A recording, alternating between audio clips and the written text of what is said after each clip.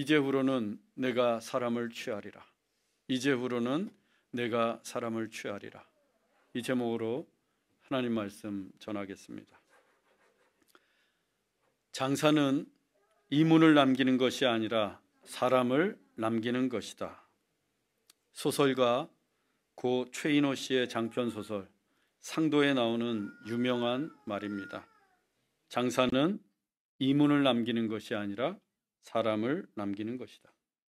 장사란 이익을 남기기보다 사람을 남기기 위한 것이며, 사람이야말로 장사로 얻을 수 있는 최고의 자산이란 의미입니다. 한마디로 돈보다 사람이 더 중요하다는 것입니다. 그런데 이익만을 쫓다가 이익에 눈이 멀어 사람을 잃는 경우도 많습니다. 돈이야 잃으면 또 벌 수 있습니다. 그런데 사람은 잃으면 그 사람을 다시 얻기란 결코 쉽지 않습니다. 한번 금이 간 신뢰와 인간관계는 회복하기 어렵기 때문입니다. 따라서 이익보다 사람이 먼저라는 최인호 씨의 소설이 맞습니다. 우리나라 건국 이념 중에 홍익인간이란 말이 있습니다. 홍익인간은 인간을 널리 이롭게 한다는 뜻입니다. 인간을 널리 이롭게 한다. 나라를 이끌어가는 정치는 권력 획득에만 몰두할 게 아니라 국민을 널리 이롭게 하는데 그 목적이 있습니다. 그런데 만일 권력에만 눈이 먼 정치인이라면 그는 올바른 정치를 할 수 없습니다. 사람을 이롭게 하는 게 목적이 아니기 때문입니다. 사람을 중시하는 홍익인간을 실현할 때에만 바른 정치, 올바른 정치인이 될 수 있습니다. 교육의 목적도 사람답게 살아가는 지식과 인격을 가르치고 배우는 데 있습니다. 그런데 교육을 단지 입시와 성공의 도구로만 여긴다면 그 교육은 올바른 지식과 고상한 인격을 갖춘 사람을 길러내지 못합니다. 오늘날 교육 현장의 문제는 대부분 이 같은 교육의 목적을 바르게 이해하지 못한 데서 기인합니다. 교육은 사람에게 초점을 맞춰야 합니다. 학교도 입시 기술자를 길러내는 곳이 아니라 균형 잡힌 지식과 인격을 갖춘 사람다운 사람을 길러낼 때 비로소 함께 어우러가는 사회를 이룰 수 있습니다. 이처럼 장사는 이문보다 사람을 남기는 것이고, 정치는 사람을 널리 이롭게 하는 것이며, 교육도 사람을 길러내는 것입니다. 사람보다 중요한 것은 없기 때문입니다. 오늘의 본문도 사람의 중요성을 우리에게 일깨워 줍니다. 예수님은 갈릴리 바다에서 밤새도록 그물을 던졌지만 허탕만 쳤던 베드로에게 깊은 데로 가서 그물을 내리라고 하셨습니다. 이미 그물도 다 씻어서 정리했고 날이 새서 낚시하기에 좋은 때도 아니었고, 특히 깊은 데는 물고기가 잡히지 않았지만 베드로는 예수님의 말씀에 의지하여 깊은 데로 가서 그물을 내렸습니다. 그러자 놀랍게도 그물이 찢어질 정도로 심이 많은 물고기가 잡혔습니다. 밤새도록 한 마리도 잡지 못했는데 배 한 척에 다 실을 수가 없어서 다른 배에도 실어야 할 만큼 많은 물고기를 잡았습니다. 베드로가 일평생 어부로 살면서 단 한 번도 경험해 본 적이 없는 놀라운 기적을 체험한 것입니다. 그리고 오늘의 본문이 이렇게 이어집니다. 본문 8절입니다.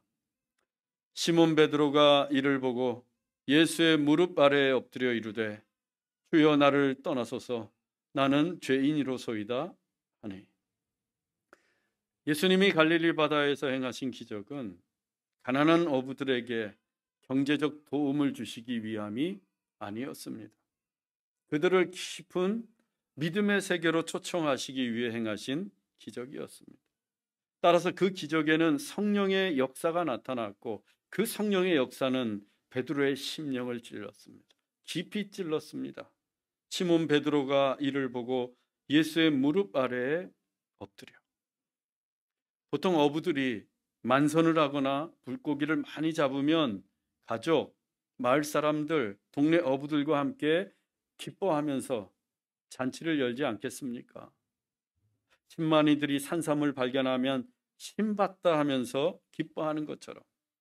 그런데 베드로는 예수님이 행하신 기적을 보고도 마냥 기뻐할 수만은 없었습니다. 그는 먼저 예수님의 무릎 앞에 엎드립니다. 너무나 놀라운 기적, 신적인 경외감이 압도하는 기적을 체험했기 때문입니다. 특히 베드로는 그 일을 행하신 예수님에게 주여라고 부릅니다. 우리말 주여로 번역된 헬라어가 퀴리오스입니다. 이 퀴리오스는 그 뜻이 로드, 주님, 곧 하나님이란 뜻입니다. 베드로는 놀라운 기적을 행하신 예수님을 보고 퀴리오스, 하나님이라고 불렀던 것입니다. 하나님이 아니고서는 갈릴리 바다에서 그 같은 일을 행하실 수 없기 때문입니다. 예수님이 퀴리오스, 주님이신 걸 깨닫게 된 이상 베드로는 가만히 있을 수가 없었습니다. 그는 당장에 예수님 앞에 엎드립니다. 이 성경에서 하나님을 만난 자들은 하나님을 만나는 순간 예외 없이 다 엎드렸습니다. 하나님이 자식이 없던 아브라함을 찾아가셨습니다. 그리고 내년 이맘때에 아들을 낳을 것이라고 말씀해 주셨습니다. 그때 아브라함이 보인 반응도 땅에 엎드리는 것이었습니다. 모세는 불타는 떨기나무 가운데 하나님을 만났습니다. 그때에도 모세는 땅에 납작 엎드렸습니다. 또 여호수아가 군대 장관으로 분하신 하나님을 만났을 때에도 땅에 엎드렸습니다. 이사야가 높이 들린 보좌에 앉으신 하나님을 뵙고 난 후에 그가 보인 반응도 땅에 엎드린 채 화로다, 망하였도다 라고 탄식하는 것이었습니다. 그리고 바울이 사울이었을 때 다메섹으로 올라가던 중에 쏟아지는 빛 속에서 예수님을 만났을 때에는 아예 땅바닥에 고꾸라졌습니다. 이처럼 하나님을 보게 되면 누구나 땅에 엎드렸습니다. 거룩하신 하나님을 보는 순간 자신이 죄인이라는 것을 깨닫게 되기 때문입니다. 그래서 베드로가 뭐라고 했습니까? 주여 나를 떠나소서 나는 죄인이로소이다. 이것이 하나님을 만난 사람들의 첫 번째 반응이었습니다. 하나님을 진짜로 만나게 되면 하나님 앞에서 얼굴조차 들 수 없는 죄인임을 깨닫게 됩니다. 절로 깨닫게 됩니다. 누가 가르쳐 주지 않아도 진짜 하나님을 만나게 되면 내가 죄인임을 알게 됩니다. 마치 깨끗한 거울 속에 비친 나의 더러운 모습을 보는 것처럼 거룩하신 하나님을 대면하면 내가 죄인이라는 사실을 깨닫게 됩니다.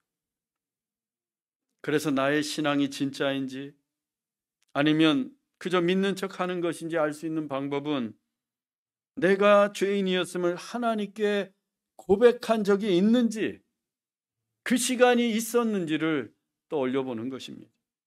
진실로 내가 죄인이라는 사실을 깨닫고 하나님 앞에 엎드려 용서를 구해본 적이 있다면 나는 진짜로 하나님을 만난 것입니다. 저는 여러분들이 다 그와 같은 경험이 있기를 원합니다. 하나님을 진짜로 만나기를 원합니다. 하나님 앞에서 우리 모두는 죄인이기 때문입니다. 퀴리오스, 주님이신 예수님을 만난 베드로는 자신이 죄인임을 깨닫고 땅에 엎드렸습니다. 그리고 주여 나를 떠나소서 자기에게서 떠나시라고 합니다.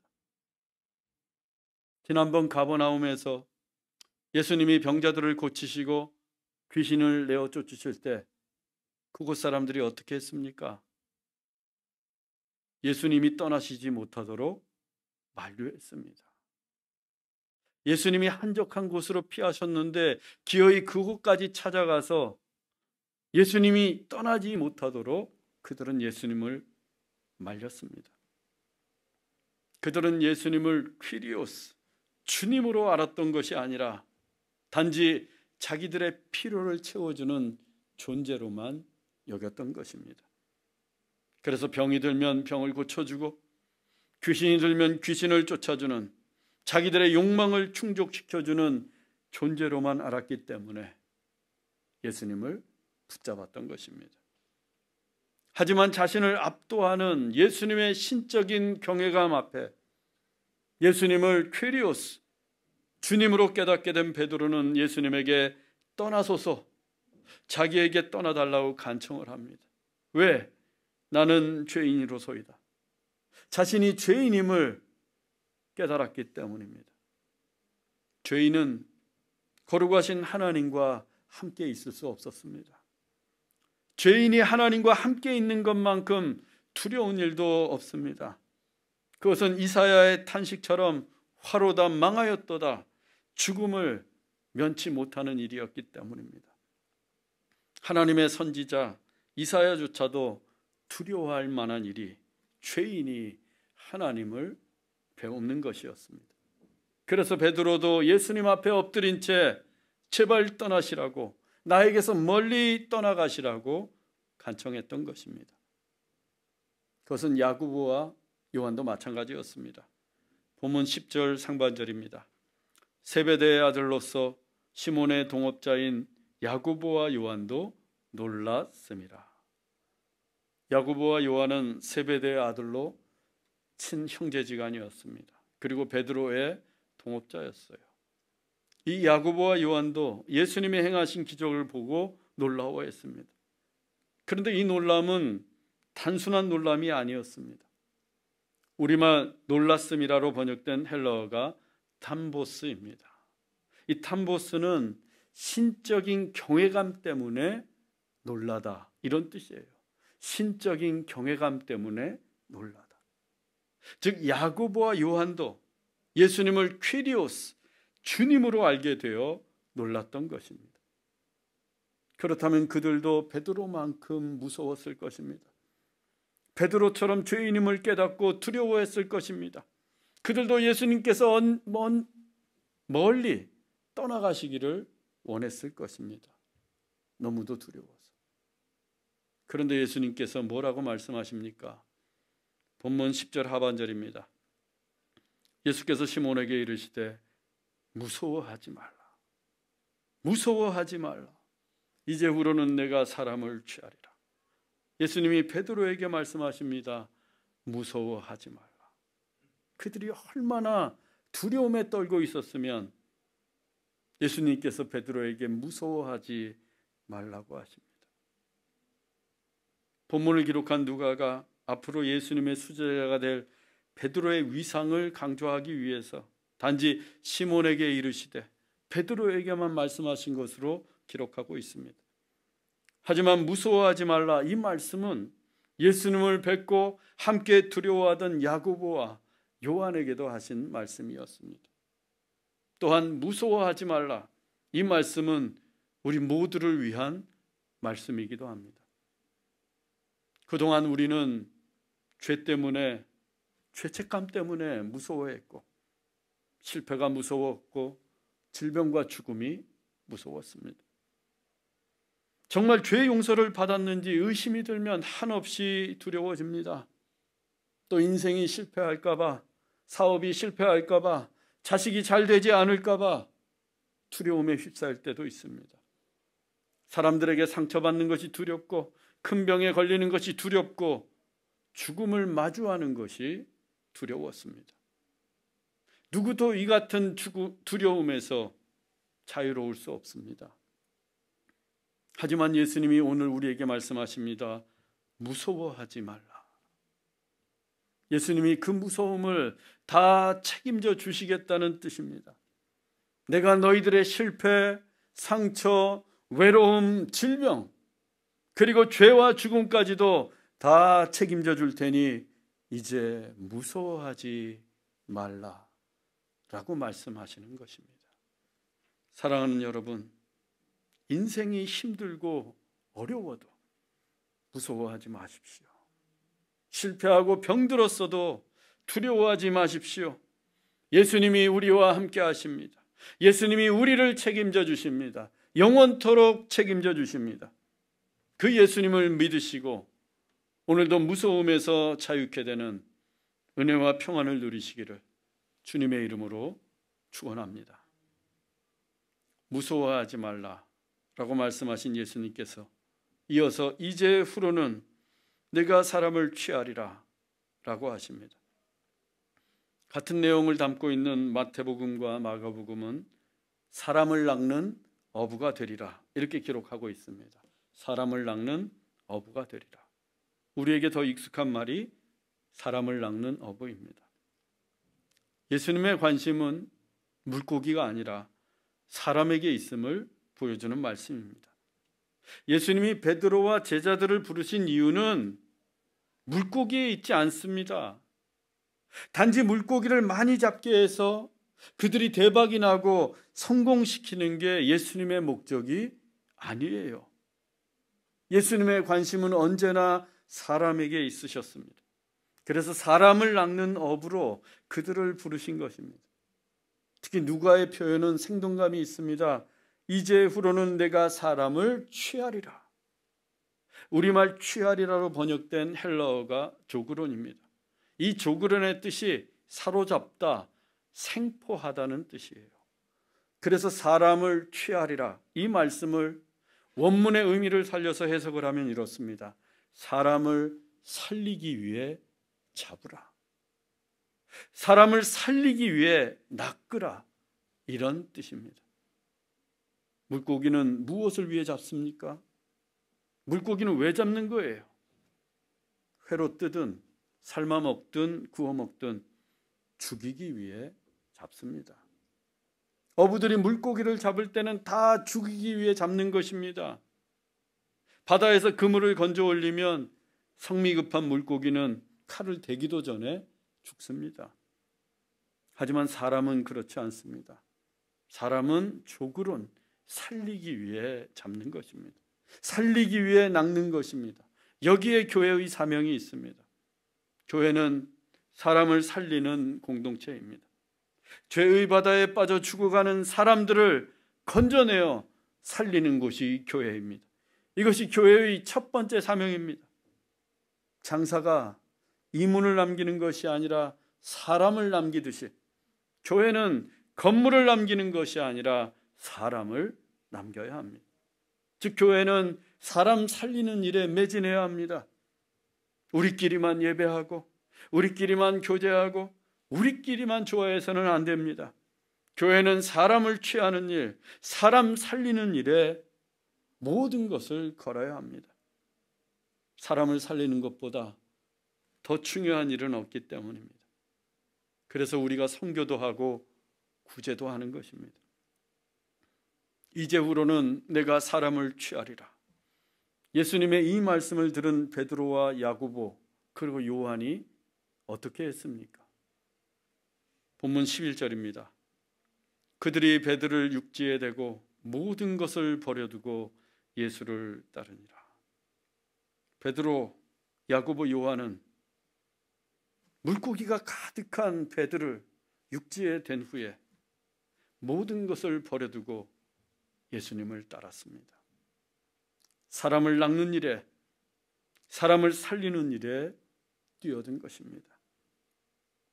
마태복음과 마가복음에 따르면 그들이 버린 것은 그물과 배였습니다.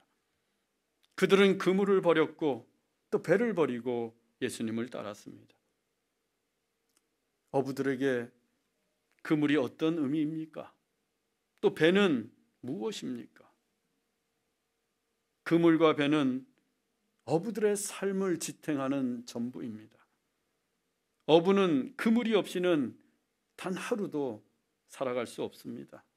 어부는 그물을 던져서 하루를 먹고 살았고 그물을 통해 인생의 희로애락을 느꼈고 그물은 어부들의 인생의 전부요 삶 그 자체였습니다.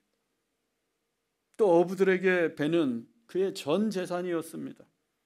일평생 그물을 던져 겨우 마련할 수 있는 것이 배 한 척이었습니다. 그래서 배는 어부들의 평생의 꿈이요 소망입니다. 그런데 베드로와 야고보와 요한이 그물과 배를 버렸습니다. 일평생 살아온 어부들의 삶인 그물과 어부들의 평생의 꿈인 배를 버려두고 예수님을 따랐습니다. 여러분, 이게 쉬운 일이겠습니까? 아무리 예수님을 퀴리오스, 주님으로 믿고 따른다고 해도 이 일이 말처럼 쉽겠습니까? 결코 쉽지 않습니다. 어부로서의 모든 것을 버리는 것이기 때문입니다. 그럼에도 불구하고 어떻게 그들이 모든 것을 버리고 예수님을 따를 수 있었을까? 사람을 취하리라. 사람을 취하리라.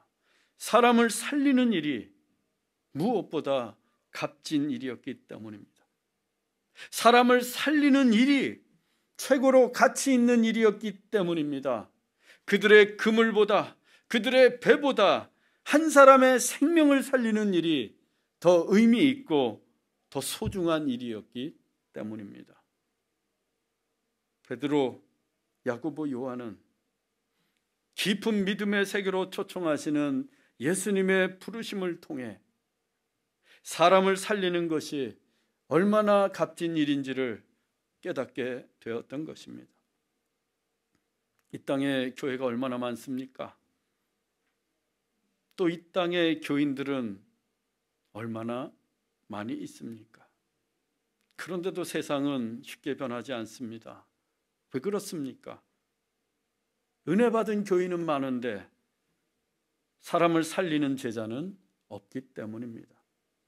교회 건물을 세우는 데에는 열과 성을 다하면서도 사람을 살리는 일에는 관심이 시들하기 때문입니다. 그래서 내 배만 불리려고 하고 움켜쥐려고만 하고 버리지를 못합니다. 내 것을 버려야 사람을 살릴 수 있는데 버리지 못하니까 교회마저도 사람을 살리지 못합니다. 베드로, 야고보, 요한, 그들은 갈릴리 그 총구석에 가난하고 무식하고 보잘것없는 어부들이었습니다. 그러나 그들이 그물과 배를 버리고 그들의 모든 것을 버리고 사람을 살리는 일에 자기들의 삶을 던졌을 때 인류의 역사는 변했습니다. 새롭게 변했습니다. 사도행전 2장 38절 41절 말씀입니다. 베드로가 이르되 너희가 회개하여 각각 예수 그리스도의 이름으로 세례를 받고 죄 사함을 받으라. 그 말을 받은 사람들은 세례를 받음에 이날의 신도의 수가 3,000이나 더하더라. 예수님의 제자가 된 베드로가 죄 사함의 복음을 전했고 예수님의 이름으로 세례를 베풀었습니다. 그러자 놀랍게도 그날 하루에 3,000명이 신도가 되었습니다. 하루에만 3,000명의 생명을 살려낸 것입니다. 어느 날에는 5,000명이 되기도 했습니다. 이들은 생명이 다하는 그날까지 사람을 취하고 사람을 살리는 어부로 살아갑니다. 그렇게 초대교회는 사람을 살리는 교회가 되어 이 세상을 새롭게 했습니다. 2000년 전에 부자가 얼마나 많았겠습니까? 또 유식했던 학자들, 힘 있는 권세가들은 또 얼마나 많았겠어요.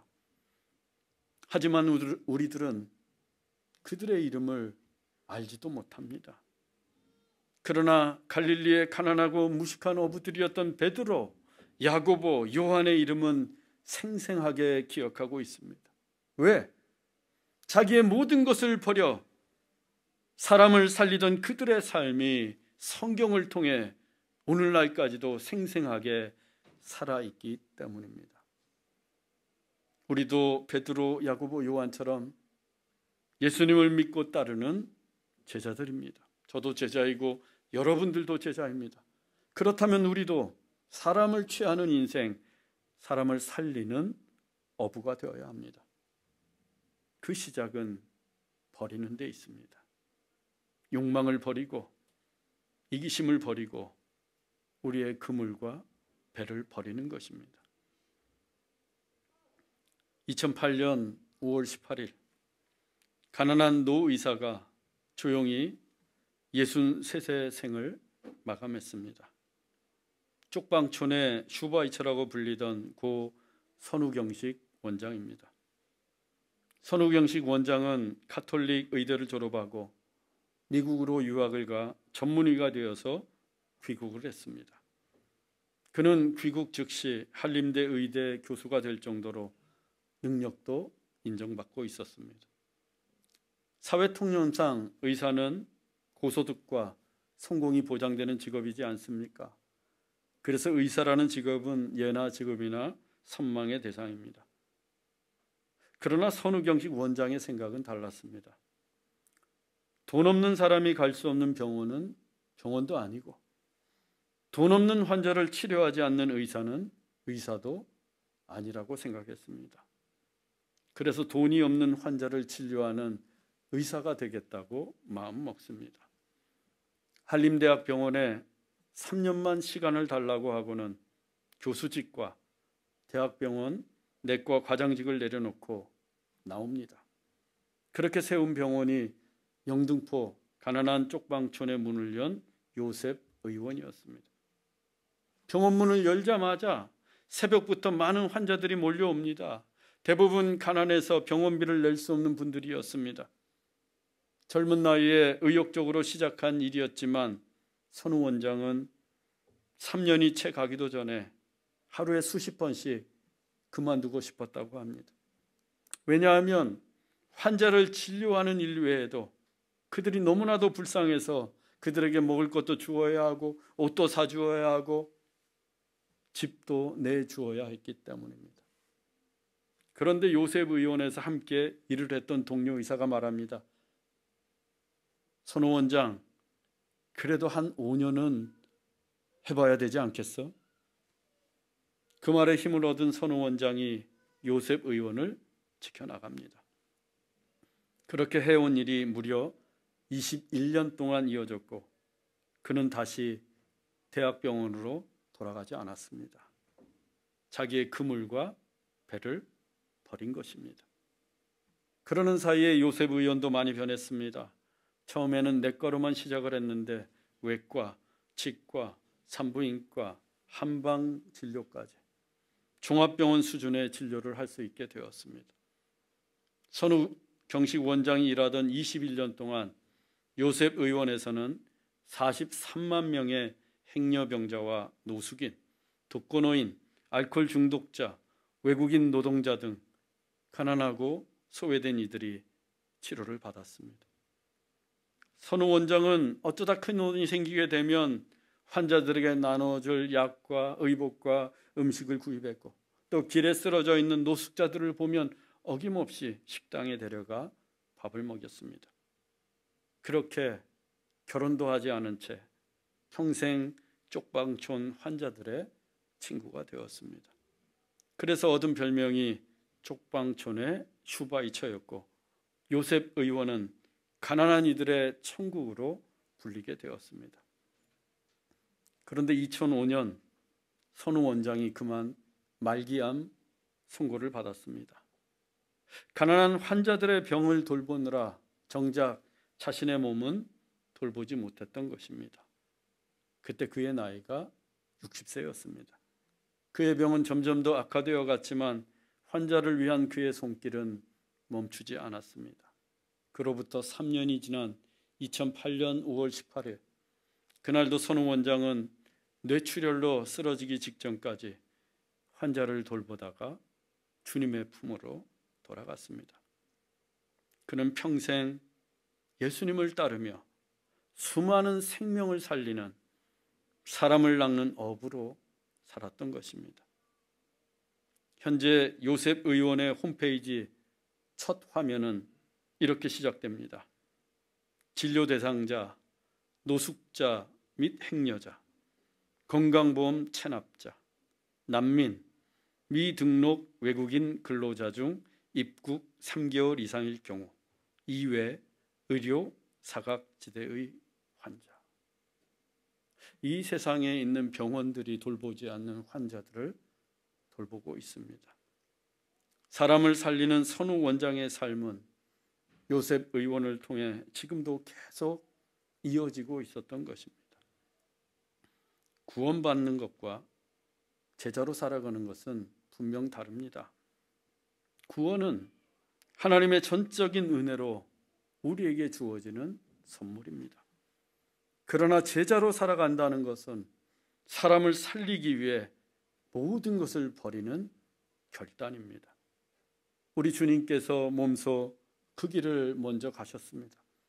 우리를 영원히 살리는 어부가 되어주셨습니다. 그 길은 결코 쉬운 길이 아니었습니다.